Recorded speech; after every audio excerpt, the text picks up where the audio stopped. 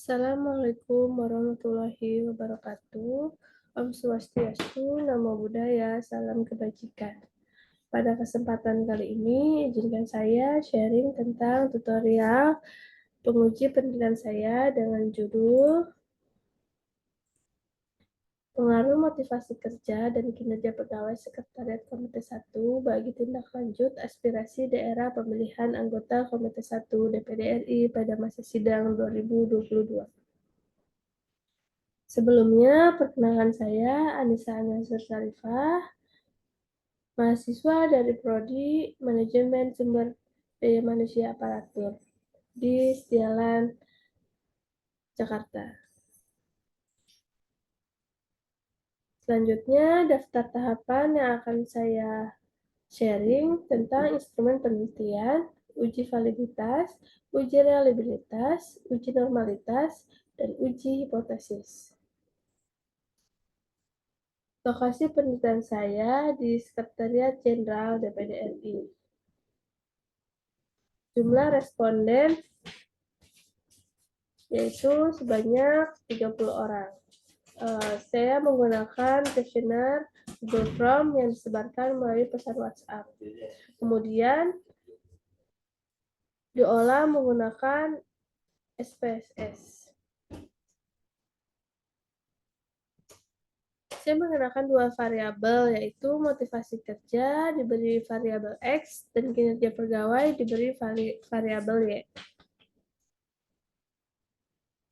Variabel penelitian menggunakan skala Likert.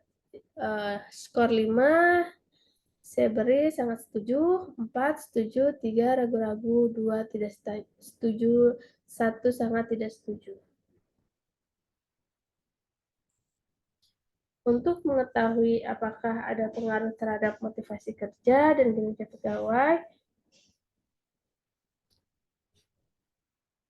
maka instrumen penelitian, alat-alat yang digunakan untuk mendapatkan atau mengumpulkan data secara yang dilakukan bisa memakai kuesioner, formulir observasi, hingga formulir yang berkaitan dengan pencatatan data.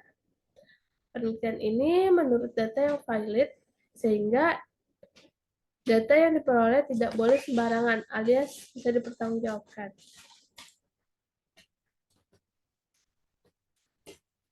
Selanjutnya, motivasi kerja menurut para ahli yaitu teori Maslow. Dalam hierarki kebutuhan mengemukakan bahwa motivasi adalah dorongan kerja yang timbul pada diri seseorang untuk memenuhi kebutuhannya. Teori ini menitikberatkan pada faktor-faktor dalam diri seseorang yang menggerakkan, mengarahkan, mendukung, dan menghentikan perilaku. Ada 5 komponen dalam kelompok teori ini menurut Jerome. Yang pertama, kebutuhan mempertahankan hidup. Yang kedua, kebutuhan rasa aman. Yang ketiga, kebutuhan sosial. Keempat, kebutuhan penghargaan. Kelima, kebutuhan aktualisasi diri.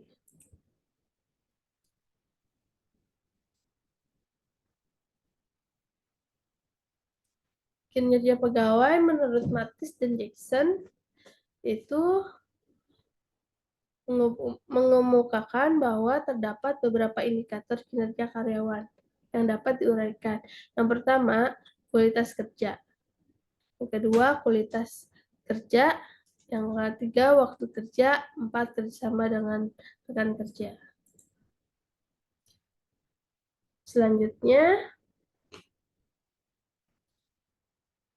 dari pengertian ini diturunkan menjadi indikator pertanyaan-pertanyaan yang saya buat masing-masing 5 pertanyaan. Lalu didapat jawaban responden dengan indikator X pada motivasi kerja dan Y pada kinerja pegawai. Ini pertanyaan untuk motivasi kerja. Selanjutnya, ini pertanyaan untuk kinerja pegawai. Lalu ini rekap jawaban responden, yaitu sebanyak 30 responden yang sudah menjawab. Untuk sebelah kiri, motivasi kerja, yaitu variabel X. Yang kanan, kinerja pegawai, yaitu variabel Y.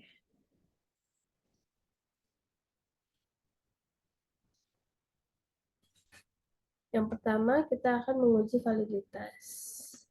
Apa itu validitas? Uji validitas adalah ujian yang digunakan untuk menunjukkan sejauh mana alat ukur yang digunakan dalam suatu mengukur apa yang diukur. Menurut Ghazali menyatakan bahwa uji validitas digunakan untuk mengukur sah atau tidaknya suatu kuesioner. Yang pertama, membandingkan nilai R. Hitung dengan nilai R table. Jika nilai R hitung lebih dari R table, maka pertanyaan di kuesioner dinyatakan valid. Jika nilai R hitung kurang dari R table, maka pertanyaan di kuesioner dinyatakan tidak valid. Yang kedua, membandingkan nilai seek to talent dengan probabilitas 0,05. Jika nilai seek to talent kurang 0,05 dari persen correlates bernilai positif, maka pertanyaan di kuesioner dinyatakan valid. Jika nilai seek to talent kurang 0,05 dan persen correlate bernilai negatif, maka pernyataan di kuesioner dinyatakan tidak valid. Jika nilai seek to talent lebih dari 0,05, maka pertanyaan di kuesioner dinyatakan tidak valid. Kemudian ini hasil dari responden. Kita masukkan melalui SPSS. Kita masukkan di variable view untuk namanya, untuk pertanyaan Q1, untuk kedua pertanyaan kedua diberi tanda Q2, pertanyaan ketiga diberi Q3, pertanyaan 4 diberi 4. Lalu kita klik data view, maka desimalnya kita ganti dulu menjadi 0, kemudian measure-nya kita ganti jadi scale. Nah, ini untuk tampilan data view-nya seperti ini. Setelah diklik dari variabel, lalu ke data view, maka tampilannya akan seperti ini. Ini di-copy dari Excel ya, untuk jawaban respondennya. Ini totalnya sebanyak 30 orang. Yang atas variabel X dan yang bawah variabel Y. Kemudian kita klik Analyze, Correlate, Bivariate. Sudah, akan muncul seperti ini. Akan muncul tabel seperti ini. Kemudian dari tabel kiri kita pindahkan ke tabel kanan seperti ini. Ini untuk variabel X yang atas ya, untuk variabel Y yang di bawah.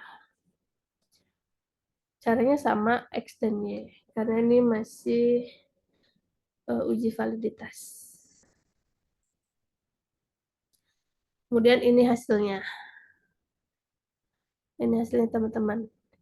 Hasilnya lebih dari 0, hasilnya untuk variabel X 0,805, untuk variabel Y 0,516.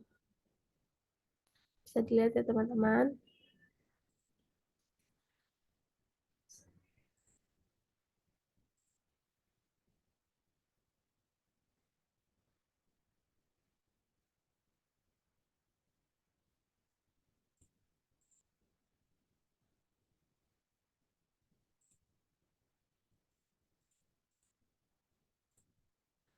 Kemudian kita uji reliabilitas. Menurut Ghazali, menyatakan bahwa reliabilitas adalah alat untuk mengukur suatu kuesioner yang merupakan indikator dari perubahan atau konstruk. Suatu kuesioner dikatakan reliable atau handal jika jawaban seseorang terhadap pertanyaan adalah konsisten atau stabil dari waktu ke waktu. Reliabilitas suatu tes merujuk pada derajat stabilitas, konsistensi, daya prediksi, dan akurasi. Pengukuran yang dimiliki reliabilitas yang tinggi adalah pengukuran yang dapat menghasilkan data yang reliable. Uji reliabilitas mengacu pada nilai Cronbach alpha. Dasar pengambilan keputusan yaitu jika nilai Cronbach alpha lebih dari 0,6, maka kuesioner dinyatakan reliable atau konsisten. Jika nilai Cronbach alpha kurang dari 0,6, maka kuesioner dinyatakan tidak reliable atau tidak konsisten. Ini sama ya teman-teman, kita isi dulu di variable view seperti tadi, lalu data view, kemudian analyze, scale, reliability analyze. Tampilannya akan seperti ini. Ini sama ya teman-teman. Kita pindahkan dari kotak kiri ke kotak kanan. Ini untuk variabel X yang atas, untuk variabel Y yang di bawah. Setelah pindah, akan muncul seperti ini tabelnya. Kita setelah pindah ke sebelah kanan, kita klik statistik. Kemudian kita klik yang scale if item delete. Jangan lupa ini juga diklik yang non. Lalu klik continue. Klik OK, kemudian akan tampil seperti ini. Ini hasilnya. 0,807 untuk Cronbach alpha-nya. Ini hasil Cronbach alpha-nya di masing-masing pertanyaan. 0,769, 0,789, 0,789, 0,774, 0,754. Kemudian ini variabel Y-nya sama seperti yang variabel X. Dari kotak ini, dipindahin kotak ini, kemudian statistik, kemudian akan muncul seperti ini. Jangan lupa diklik scale if item delete, lalu ANOVA-nya non, kemudian klik continue. Ini akan hilang. Kalau sudah diklik continue, kemudian OK. Setelah OK akan muncul seperti ini. Ini hasilnya. 0,793. Ini hasilnya Cronbach alpha 0,795, 0,716, 0,751, 0,768, 0,758. Tadi kan hasilnya sudah lihat.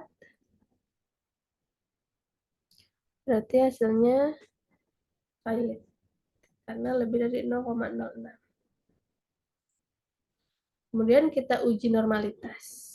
Apa itu uji normalitas? Uji normalitas adalah sebuah uji yang dilakukan dengan tujuan untuk menilai sebaran data pada sebuah kelompok data atau variabel.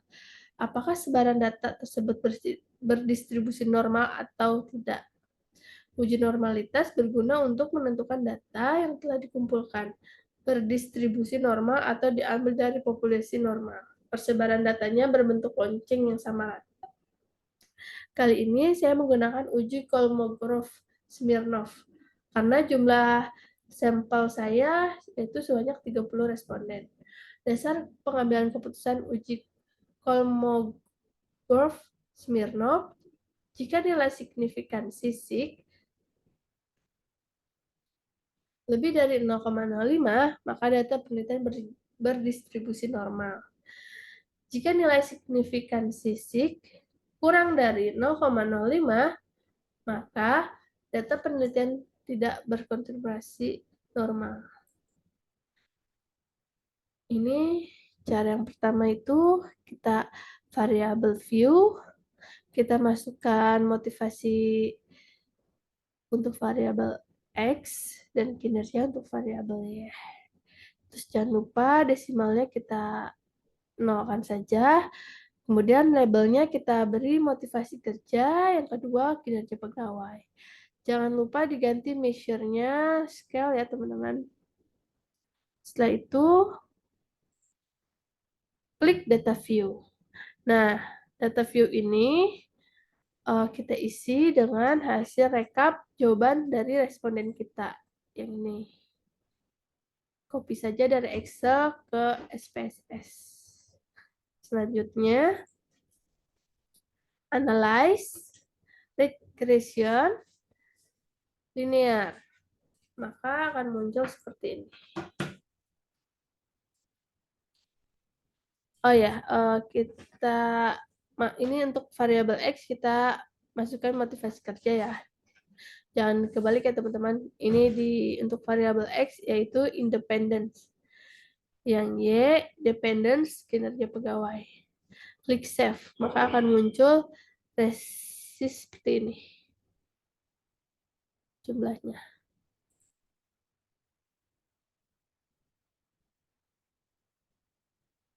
Setelah di save akan muncul jangan lupa ini yang residualnya unstandardized ya.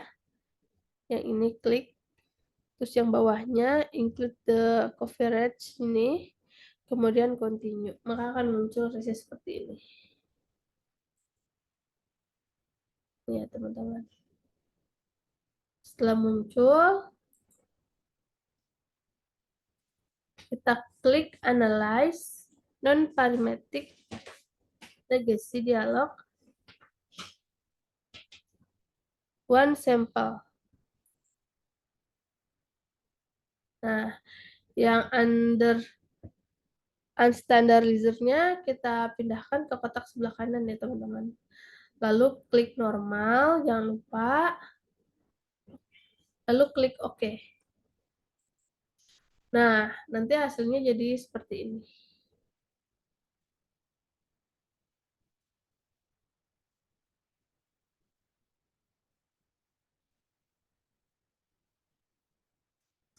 Hasilnya seperti ini. 0,200. Berarti hasilnya normal. Bisa dilihat ya teman-teman. Selanjutnya kita uji hipotesis. Apa itu uji hipotesis? Hipotesis adalah jawaban sementara terhadap suatu permasalahan yang sifatnya masih praduga atau menduga-duga. Sebab masih harus dibuktikan terlebih dahulu kebenarannya, kemudian melalui sebuah riset atau penelitian.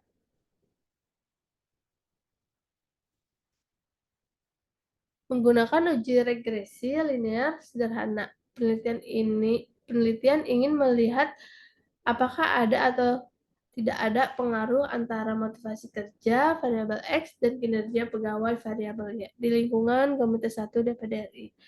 Syarat regresi yaitu data valid dan reliable, kemudian data berdistribusi normal dan linear. Hipotesisnya HO tidak ada pengaruh motivasi kerja terhadap kinerja pegawai. HA ada pengaruh motivasi kerja dan kinerja pegawai. Membandingkan nilai signifikansi SIG dengan probabilitas 0,05. Jika nilai signifikansi SIG kurang dari probabilitas 0,5, maka ada pengaruh motivasi kerja terhadap kinerja pegawai. Jika nilai signifikansi SIG kurang dari lebih dari 0,05, maka tidak ada pengaruh motivasi kerja terhadap kinerja pegawai.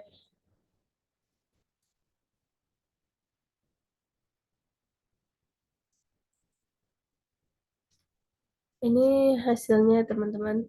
Ini seperti sebelumnya kita isi di variabel view dulu, kemudian nanti akan muncul di data view seperti ini. Ini sama kita rekap dari jawaban kuesioner. Kita pindahin dari Excel ke SPSS. Selanjutnya kita klik analyze regression linear. Nanti akan muncul seperti ini. Jangan lupa ya teman-teman, di sebelah yang bawah untuk independence, motivasi kerja, variabel X, dan yang atas, dependent, kinerja pegawai, variabel Y. Dan kita klik OK. Nah, ini jawabannya. Di R square-nya 0,213. Jadi dapat disimpulkan dari penelitian saya ternyata ada pengaruh motivasi kerja terhadap kinerja pegawai di Komite 1 DPR RI.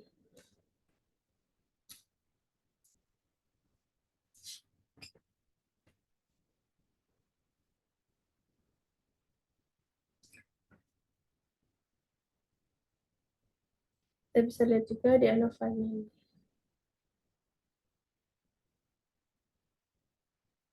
Seperti itu teman-teman. Terima kasih atas waktunya sudah menonton tutorial dari saya. Kurang lebihnya mohon maaf.